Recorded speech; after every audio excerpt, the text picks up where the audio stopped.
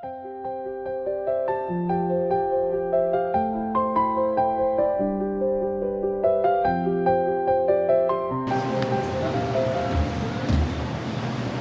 una vez más damos la bienvenida a todos. Es un gozo tenerlos, de verdad. Y quisiera invitarles a abrir sus Biblias en el libro de Hebreos. Libro de Hebreos, vamos a ir al capítulo 7 nuevamente. Hemos estado meditando en el capítulo 7 de Hebreos, estamos ahí. Entonces, mientras lo buscan, para los que no han estado, un pequeño resumen de la carta a los Hebreos. Entonces, cuando comenzamos a estudiar la carta a los Hebreos, estábamos meditando en las cosas nuevas que tenemos en Cristo. Y esta carta está escrita a los creyentes judíos de la primera era, los del primer siglo. Y algo muy importante para tener en cuenta es que ellos, al igual que nosotros, recibieron el mensaje del Evangelio. Pero hay una diferencia muy grande entre ellos como judíos y nosotros como gentiles. ¿Cuál es la diferencia? Ellos tenían una cercanía con Dios, se suponía que eran el pueblo de Dios, el pueblo especial. ¿Qué le había entregado Dios al pueblo de Israel? Les había entregado la ley, les había entregado el sacerdocio, les había entregado todas las ordenanzas y además les había dado un título. ¿Cuál era el título? Y es el título por el cual ellos todavía hoy levantan bandera y se jactan. ¿Cuál es? El pueblo de Dios. El pueblo de Israel, el pueblo de Dios.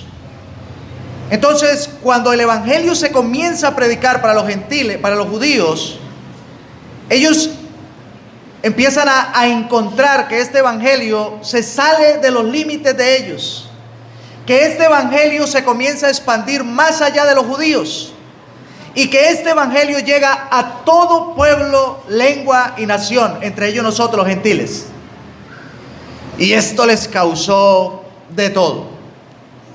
Fue lo que le ocurrió al Señor Jesucristo en sus días. ¿Cuál era la crítica al Señor Jesucristo? ¿Cuál era el testimonio que daban de Él? Para ellos era un mal testimonio el de Cristo. ¿Cuál era? Este con los pecadores se junta, publicanos, prostitutas, todos con ellos se junta y con ellos come. Y desde ahí comenzamos a ver cómo la sangre se les ponía caliente ya. ¿Por qué? Porque no podían concebir que Él, el Mesías que tanto esperaba, se predicara ¿para quién? Para las gentes, para nosotros, para los gentiles. Eso no les cabía en el corazón. A los discípulos de Él les costó. Y los primeros cristianos, por eso estamos estudiando esta carta a los Hebreos, no solamente tenían que entender que la gracia que venía ahora por Cristo era para todos, sino que además en Cristo las cosas eran diferentes. Las cosas eran nuevas. ¿Por qué? Capítulo 1. Porque Cristo es superior a los profetas. Ahora Dios habla por medio de ¿quién? Del Señor Jesucristo. Capítulo 2. Que Jesús es superior ¿a quién? A los ángeles. ¿Por qué? Porque Él se ha hecho un poco menor que los ángeles. Y habiendo sido humillado en la muerte que los ángeles no tienen, ha sido levantado y ha sido puesto superior a los ángeles. ¿Quién había dado el mensaje al pueblo de Israel?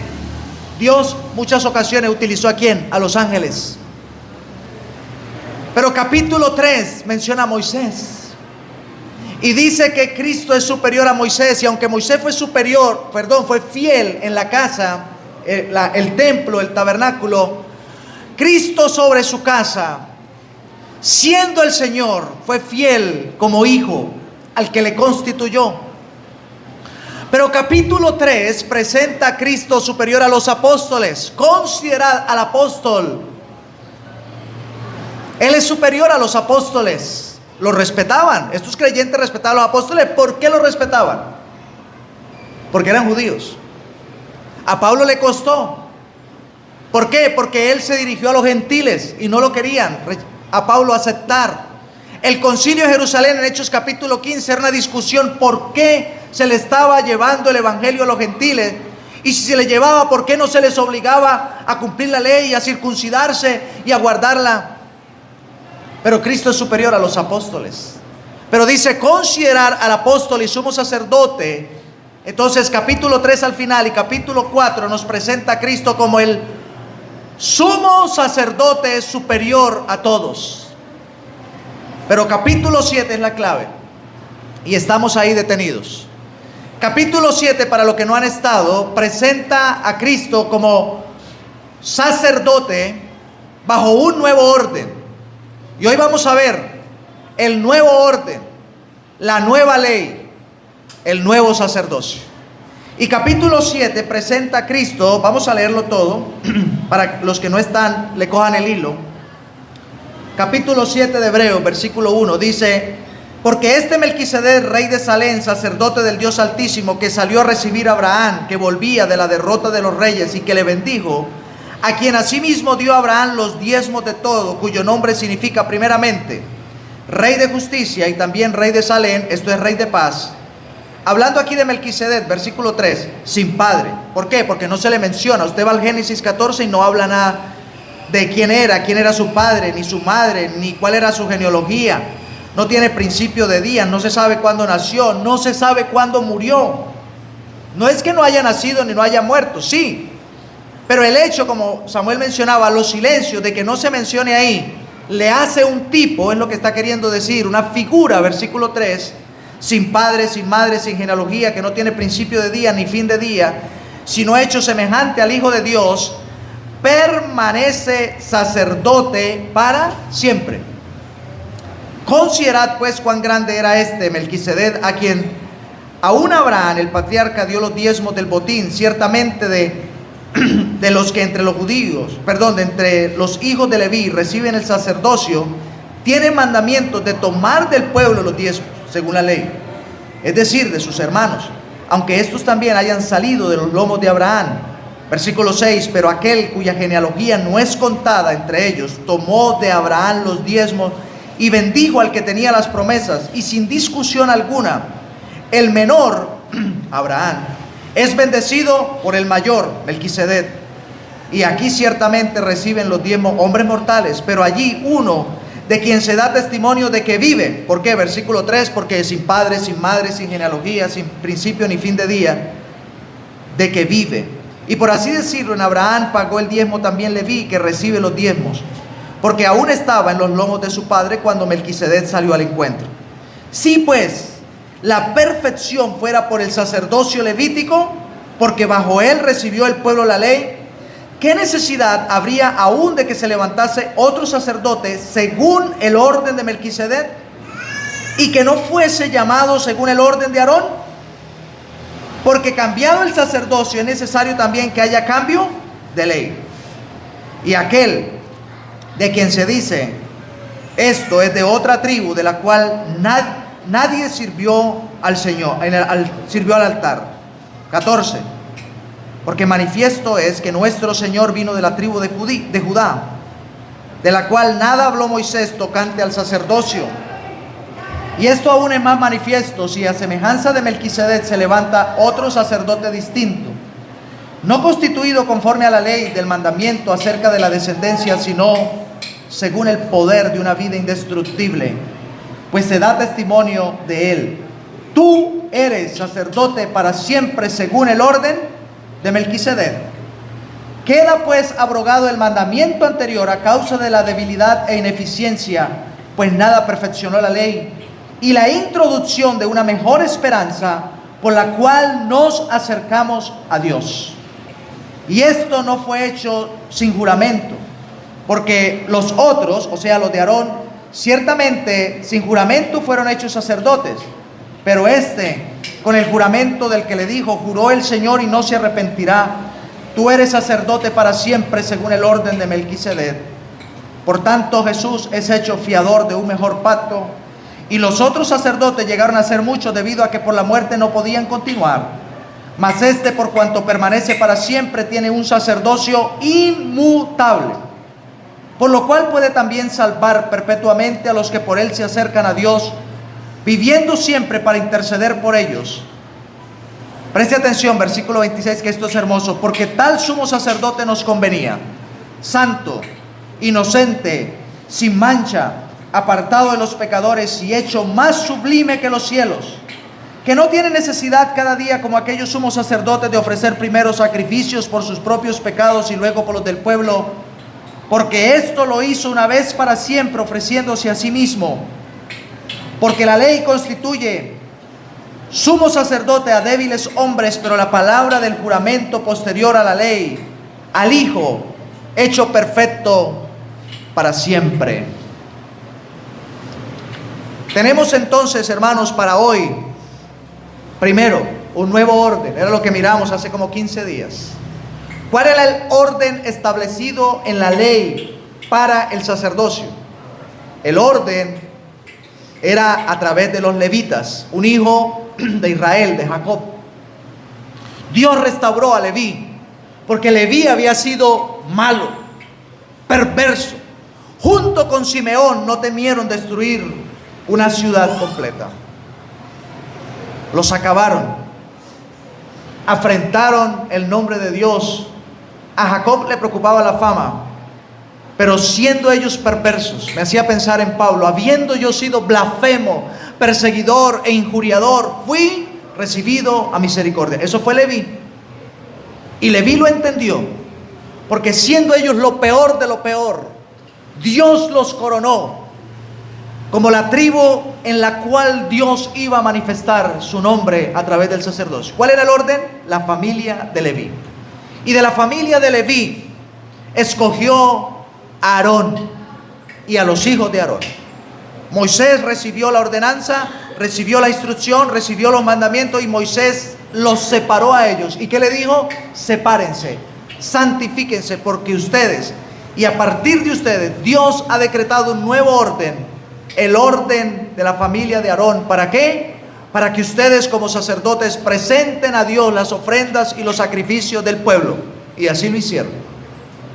Entonces, según el orden que Dios le dio a Aarón, toda la familia se distribuyó. La familia de tal llevará tal cosa, la familia de tal, tal cosa. Ahora, no solamente la familia de Aarón, toda la familia de Leví, todos tenían algo que hacer con relación a la casa de Dios. Pero dentro de la casa de Dios, el lugar santo, o el atrio, donde estaba el lavacro, donde sacrificaban los animales, dentro del lugar santo, donde estaba el incensario, los panes de la propiciación, y dentro del lugar santísimo, donde estaba el arca, solamente la familia de ¿quién? De Aarón podían entrar. Ese es el orden. Ese era el orden. Los demás podían ser muy buenos creyentes, podían ser muy fieles israelitas, podían tener un excelente testimonio, podían ser como David, podían ser como Salomón con toda su sabiduría, podían tener toda la gloria que quisieran, pero no podían entrar. No podían entrar. Ese era el limitante. ¿Por qué menciono esto? Porque ellos solamente lo podían hacer, pero ellos tenían un limitante. ¿Cuál era? Que tenía que ser algo continuo, reemplazable, vez tras vez, sacerdote tras sacerdote. ¿Por qué? ¿Cuál era el problema? ¿Cuál era la debilidad? La muerte. Debido a que por la muerte no podían continuar, esto hacía que ese orden fuera ¿qué? Deficiente. Tratándose de lo soberano, de lo eterno, de lo santo de Dios, el sacerdocio de Dios es un sacerdocio ¿qué? Eterno. Y entonces, ¿por qué Dios permitió que haya un orden humano, terrenal, limitado y que se acabe? Porque solamente era una figura del sacerdocio eterno y espiritual que Dios le mostró a Moisés en el templo. Y ellos solamente estaban llevando una figura. Todo lo que hay en los libros de Levítico, Números, Deuteronomio, ¿qué eran? ¿Qué eran todas estas prácticas? Eran unas figuras, unos tipos, pero sobre todo era una sombra de lo que iba a venir. Eso no era lo perfecto. Eso no era lo que se iba a establecer eternamente. Eso solamente era una figura de lo que venía por delante. Entonces Dios establece un nuevo sacerdocio en un nuevo orden, y es lo que leíamos hace como 15 días, según el orden de Melquisedec. Ahí lo leímos, traté de ser detenido y cuidadoso para que lo entendieran, pero por allá en Génesis 14, cuando Abraham tiene que salir a rescatar a Lot, su sobrino que había sido secuestrado, dice que Abraham se armó y armó sus siervos. Él no era un hombre de guerra, pero dice que él salió y los derrotó y recuperó el botín y recuperó las familias secuestradas. Y cuando él llega, sale al encuentro un personaje que no se había mencionado antes, que no se sabía de él, que sin duda era muy reconocido porque era sacerdote y rey. ¿Quién era? Melquisedec. Y este Melquisedec, según leímos, salió al encuentro de Abraham, y Abraham, viéndole, le entregó los diezmos del botín. Y entonces Melquisedec sacó pan y vino, le entrega a Abraham y le bendice. Y ese hombre, ese personaje allá, como de la nada, que podía uno decir insignificante, resultó ser la figura del sacerdote perfecto, Melquisedec. Y Dios ha establecido un nuevo orden, un nuevo sacerdocio según el orden de Melquisedec. Y ese orden es el orden que ha comenzado a partir de ¿quién? De nuestro Señor Jesucristo. Y estamos considerando aquí, hermanos, que el Señor Jesucristo ha sido declarado sumo sacerdote para siempre según el orden de Melquisedec. Un sacerdocio que es inmutable, un sacerdote que es eterno, un sacerdote que, a diferencia de estos sacerdotes, es perfecto, un sacerdocio que en comparación a este sacerdocio no se acaba, un sacerdocio que no tiene imperfecciones. ¿Por qué? Porque la cabeza principal de este sacerdocio es ¿quién? Nuestro Señor Jesucristo. Pero hay una cosa más sorprendente y maravillosa, que era lo que les quería explicar a ellos, y que nosotros la debemos tener clara, firme, asegurada. Y tenemos que, hermanos, hacer valer esto: que en el nuevo orden nosotros hemos sido incluidos. Cuando pensamos en el orden de Aarón, ni siquiera las otras 11 tribus podían tomar parte de él. Imagínense el resto del mundo. ¿Sabe qué éramos el resto del mundo para los judíos? Perdónenme, no se vayan a molestar. Éramos perros. Bueno, hoy día hay perritos, usted tiene su mascotica, y mejor dicho, llaman más a los perros que a los niños, en fin. Pero cuando se refiere a perros ahí, imagínese un perro callejero, un perro sarnoso, un perro de la calle. Perdóneme, eso éramos nosotros. Y los judíos nos veían así. Un judío no entraba a posar en la casa de un gentil. Uy, eso era terrible. Eso no se podía concebir. Y cuando el Señor le dice a Pedro: levántate porque unos hombres vienen a buscarte, Dios le hizo descender del cielo una canasta, un lienzo lleno de todo tipo de animales inmundos que un judío, mejor dicho, imagínese usted comiéndose un chulo, comiéndose un animal mortecino. Hay otros animales que comemos que ellos ni los miraban. ¿Qué le dice el Señor a Pedro? Levántate, mata y come.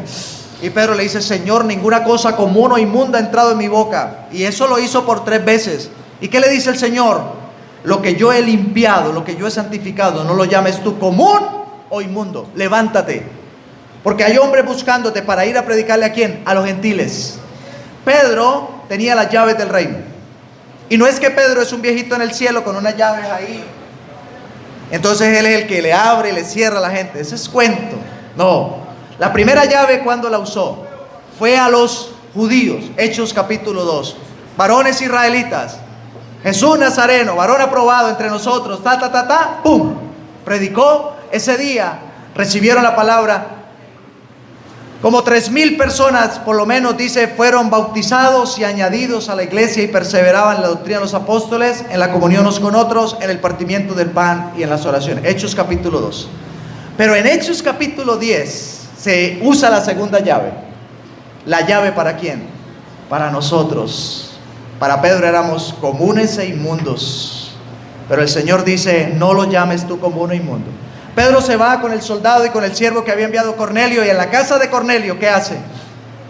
Hombre, cuando este hombre llega ahí, lo que habían ahí era un mundo de gentiles. Pedro dice: ahora entiendo que Dios no hace acepción de personas. Y predicó el evangelio de Jesús, y ese día en la casa de Cornelio y otros que estaban ahí se convirtieron y fueron bautizados. Y la llave se utilizó y la puerta se abrió. Ese fue las dos, por así decirlo. Yo pienso en los samaritanos también porque fue Pedro allá. Pero las dos llaves fue a los judíos, capítulo 2, y gentiles, capítulo 10. Y la puerta está abierta hasta el día de hoy, para judíos y gentiles. Hermanos, cierro paréntesis. En este orden nosotros hemos sido incluidos. Usted y yo ahora formamos parte de un orden sacerdotal. Pero yo vine aquí para creer en Jesús y salvar mi alma. Bueno, hay más. Eso es como cuando usted va a un supermercado por una promoción y sale con el carro lleno porque todo estaba en descuento y habían hasta cosas gratis. Así es la salvación. En este nuevo orden nosotros hemos sido incluidos. Y el apóstol Pedro dice que nosotros debemos acercarnos a Él, piedra viva, desechada. Pero nosotros ahora nos acercamos a Él como casa espiritual y como sacerdocio santo para ofrecer sacrificios espirituales aceptables a Dios por medio de nuestro Señor Jesucristo. Una persona que ha recibido a Cristo como Salvador no solamente es salvada, no solamente es perdonada, no solamente en su gracia es librada de la condenación eterna, sino que ahora nuestros miembros que antes los usábamos para servir al pecado, a la muerte y a todo lo que hacemos o hacíamos en este mundo, ahora podemos ser utilizados por Dios para el servicio en su casa, en su obra. ¿Por cuánto tiempo? Hasta la muerte como varón, por toda la eternidad. Esto que hacemos apenas es un ensayo, hermanos. Esto de congregarnos y cantar y adorar y vivir una vida de santidad y apartada para el Señor. ¿Cuántos años? El que tiene más años de creyente aquí, ¿cuánto tiene? 30, 40, 50 años de creyente. ¿Habrá alguno aquí? Muchísimo, ¿verdad? 50 años de creyente. Uy, qué fidelidad. Pero hermano, esto apenas es un ensayo. Porque cuando estemos con Él será un adorar eterno. Cuando estemos con Él le vamos a contemplar y admirar por los siglos de los siglos. Porque el sacerdocio del Señor, leíamos aquí, es un sacerdocio inmutable. Inmutable. Versículo 24. Mas este, cuanto permanece para siempre, tiene un sacerdocio inmutable, por lo cual puede salvar perpetuamente. Estoy en el 24, 25, por lo cual puede también salvar perpetuamente a los que por Él se acercan a Dios, viviendo siempre para interceder por ellos. Ahí vamos, hablando del nuevo orden. Pero dice el versículo 11: si pues la perfección fuera por el sacerdocio levítico, porque bajo él recibió el pueblo la ley, ¿qué necesidad habría de levantar un nuevo sacerdote según el orden de Melquisedec y que no fuese llamado según el orden de Aarón? Ya contestamos la pregunta, era insuficiente. Pero cambiado el sacerdocio, ya hay un nuevo sacerdocio, hay un nuevo sacerdote. Es necesario también que haya ahora un cambio de ley. Ahí vamos, un cambio de ley. Y hermanos, ellos recibieron la ley. ¿Qué era la ley?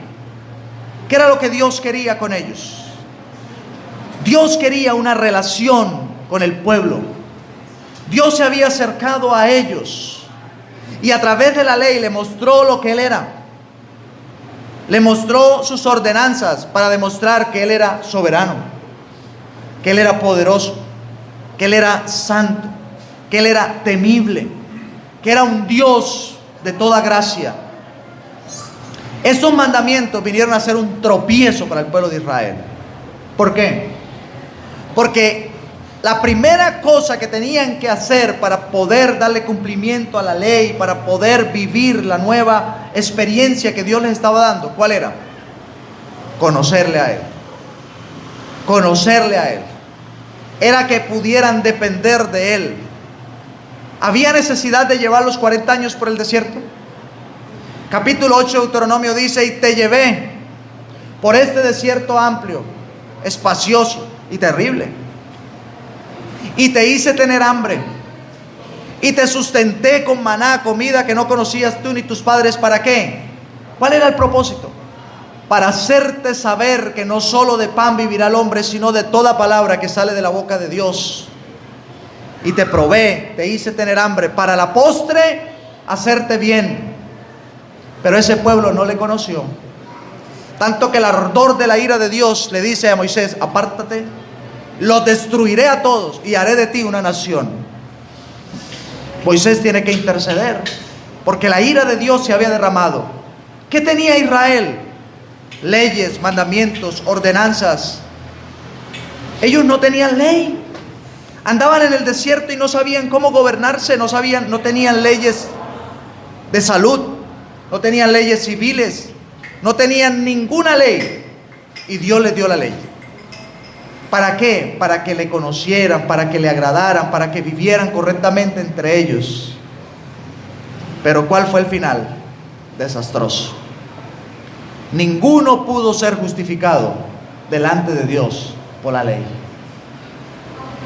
Entonces, cuando Cristo aparece, dice el apóstol Pablo: ahora, aparte de la ley, se ha manifestado la justicia de Dios, testificada por la misma ley y por los profetas. Para nosotros, por cuanto todos pecaron, están destituidos de la gloria de Dios, pero ahora somos justificados, no por la ley, que nadie la podía cumplir, sino que somos justificados gratuitamente por la fe en la obra redentora de nuestro Señor Jesucristo.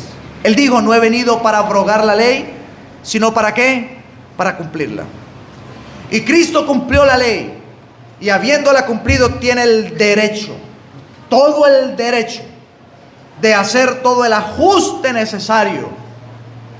Si Cristo hubiera violado así sea un punto de la ley, no tenía el más mínimo derecho de hacer ningún cambio, ninguna nueva ordenanza. Pero qué interesante, Él se mostró como el santo, inocente, sin mancha, apartado de los pecadores y más sublime que los cielos. Y cambiado el sacerdocio, establecido uno nuevo, entonces Él toma las riendas y dice: a partir de ahora se va a hacer según esta ley. Aquella ley era de letra sobre piedra, pero esta ley es de fe y de gracia, escrita ¿en dónde? En los corazones de cada uno de nosotros. Así lo había profetizado, así lo había dicho, y lo leeremos en el 8 y en el 9 más adelante. Pero en Cristo ahora es una nueva ley. Y es muy importante que podamos pensar en esto. Los principios de esta nueva ley son básicos. Aquí no se trata de cuántos mandamientos tenemos ahora. ¿Cuántos sabían?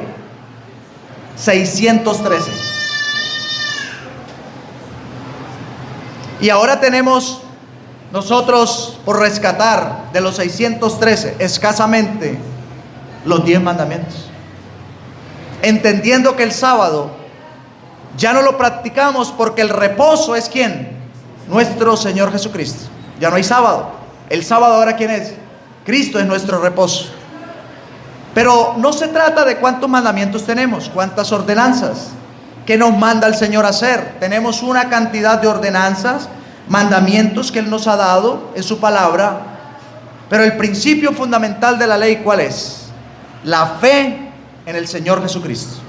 No podemos cumplir nada de lo que Él quiere en nuestra vida si no le creemos a Él. Es imposible, dice el capítulo 11, lo voy a leer porque de pronto me falla la memoria. Capítulo 11, versículo 6.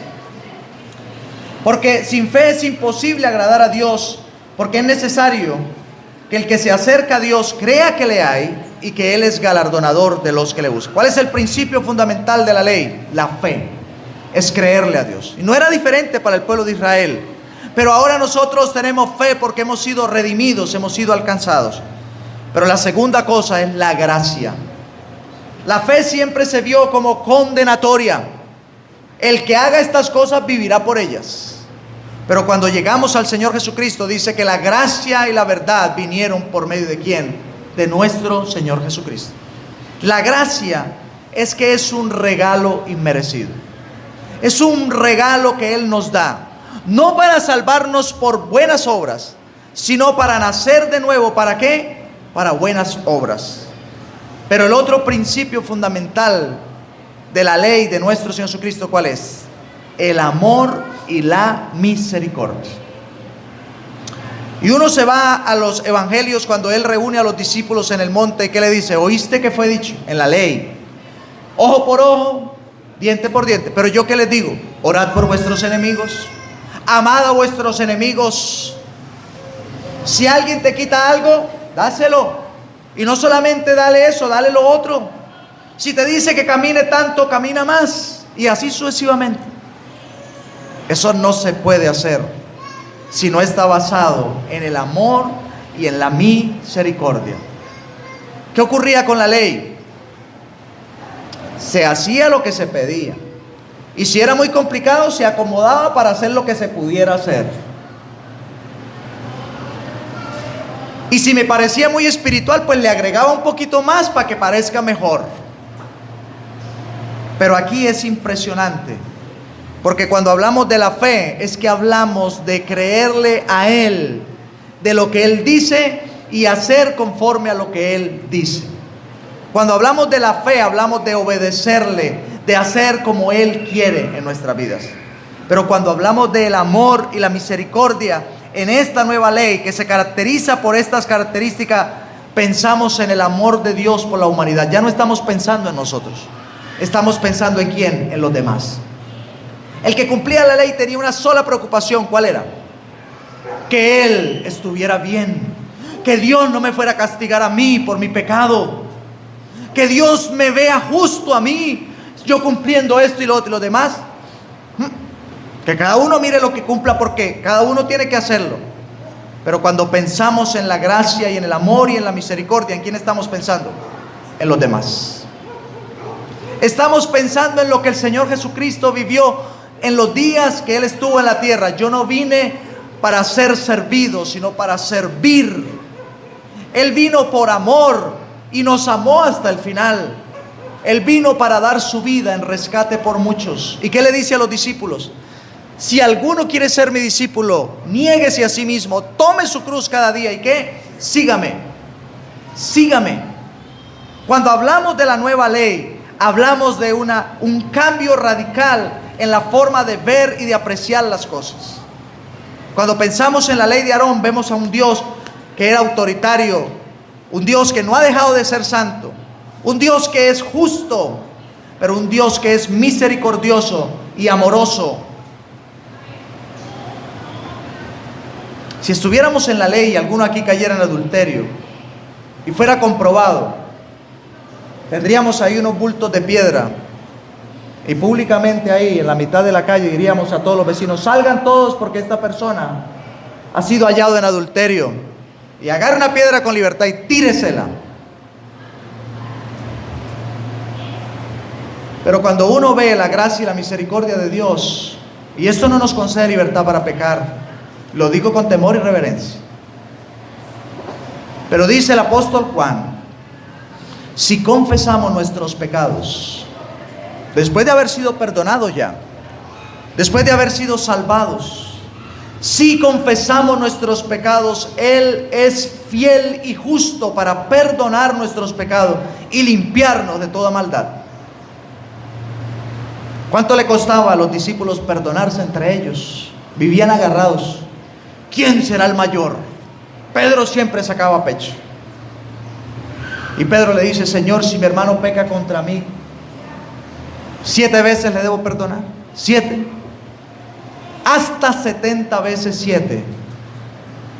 Que en sí no es para multiplicar 7 por 7 o 70 por 7. No. Es un número que no tiene fin. Es infinito.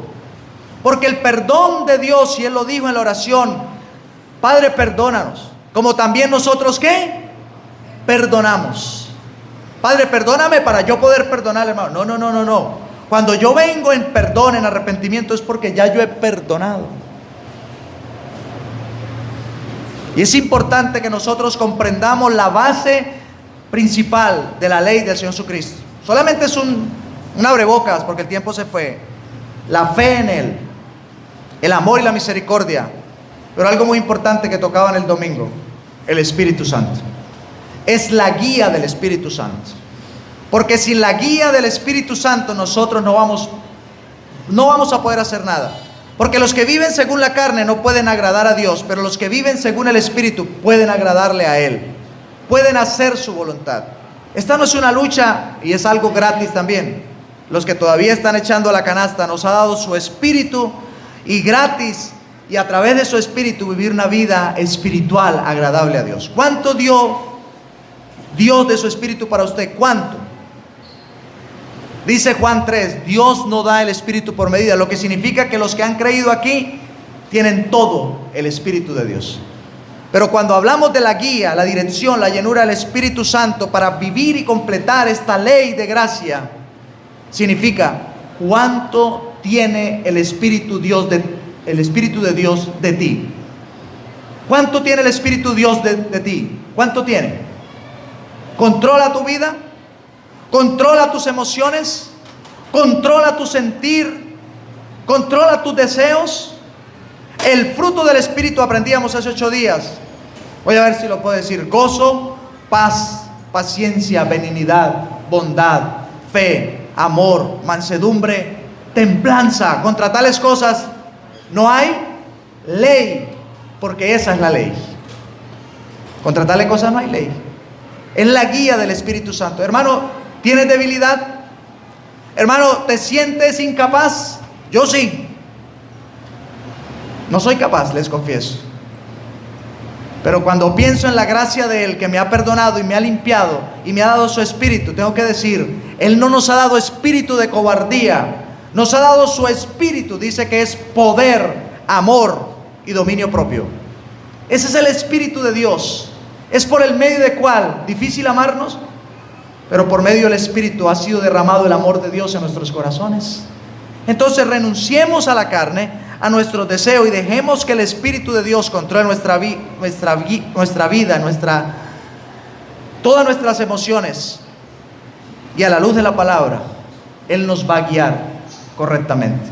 Entonces, un nuevo sacerdocio, un nuevo sacerdote, un nuevo orden, una nueva ley. Ahí vamos, tenemos más de esta ley que tenemos que analizar. Padre, te damos infinitas gracias por hacernos partícipes de una salvación tan grande. Hemos sido hechos para ti reyes y sacerdotes, y reinaremos para siempre.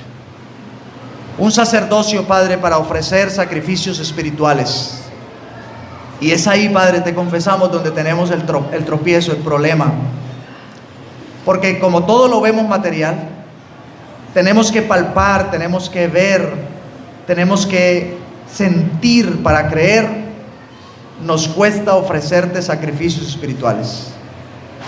Vivimos de la apariencia, y queremos confesarte en esta mañana, Padre, que queremos renunciar a la apariencia. Somos hipócritas.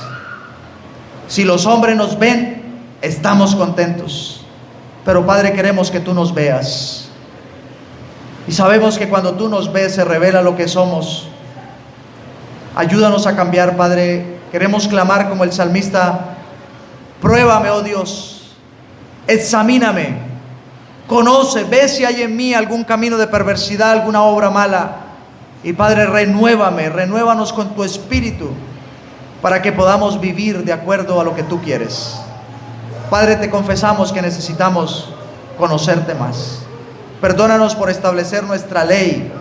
Perdónanos por establecer nuestros preceptos, nuestros principios, y acomodar los preceptos de la palabra a nuestra conveniencia, para agradarnos a nosotros mismos y buscar nuestra gloria. Padre, renunciamos a eso y queremos rogarte que nos llenes de tu Espíritu para vivir de acuerdo a la ley de Cristo. Bendice a cada uno aquí. Hay nuevos creyentes, han decidido seguir a Cristo, y sabemos que lo que tienen por delante es difícil, Algunos han profesado el deseo de hacerse bautizar. Clamamos misericordia para ellos, que tengan seguridad de su salvación y les aclare de ahí en adelante lo que tú quieres para sus vidas. Encomendamos tu iglesia, las actividades de la semana, los hermanos que no pudieron venir, los que están teniendo dificultades, los que tienen problemas de salud. Socórreles en tu gracia.